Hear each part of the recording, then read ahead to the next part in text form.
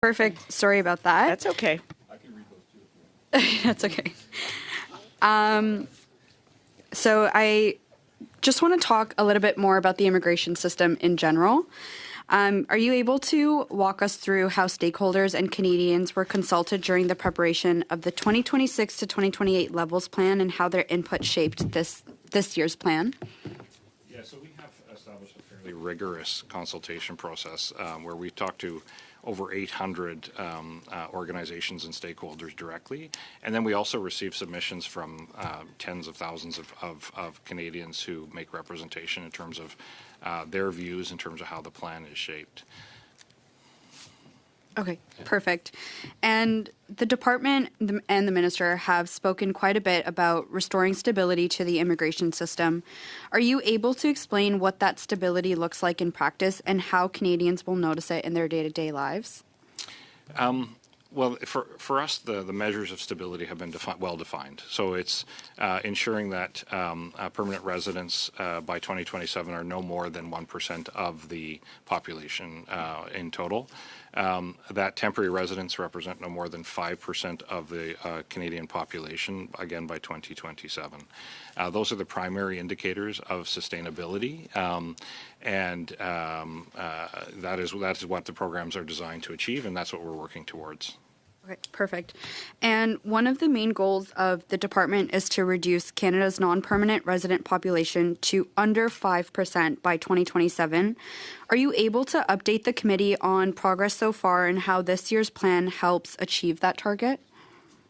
Well, I mean, I would turn to the Stats Canada report that just came out last week that shows that we're at 6.5% from a high of 7.6%. So well within the track that we anticipate to be able to achieve that 5%.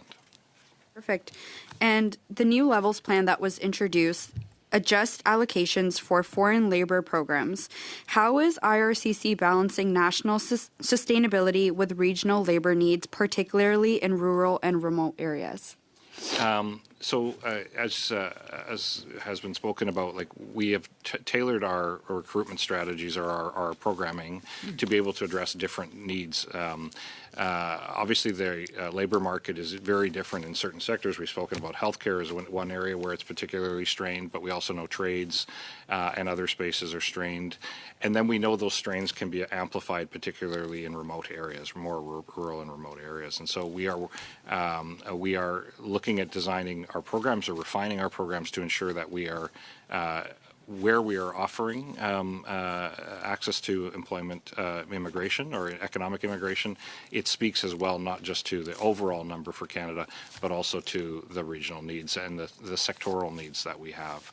For example, we are looking with ESDC at ways that we can adjust programs with the consent of provinces and territories to address how they apply the temporary foreign worker program for rural areas that would be different than, say, in areas that are not. In addition, you may be aware that they introduced a change where if you live in an area where there's more than 6% unemployment rate, you don't have access to some temporary foreign workers that you might in areas that have a much greater strain for labor. And so trying to ensure that we build differentiating programs that allow us to target needs in various parts of the country and, as I said, across various sectors. And Budget 2025 invests in attracting global talent to Canadian universities and research institutions. Are you able to briefly explain what role IRCC is playing in facilitating this strategy and how does it tie into, once again, the levels plan? 50 seconds. Okay. So very briefly. Yeah, no, I said earlier, we provided advice in terms of how the immigration system could work to support the objective of recruiting top talent to Canada in that space.